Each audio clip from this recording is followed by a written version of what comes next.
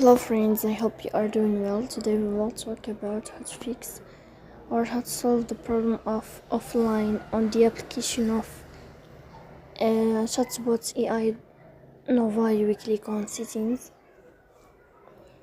Here we click on apps, default apps, app settings.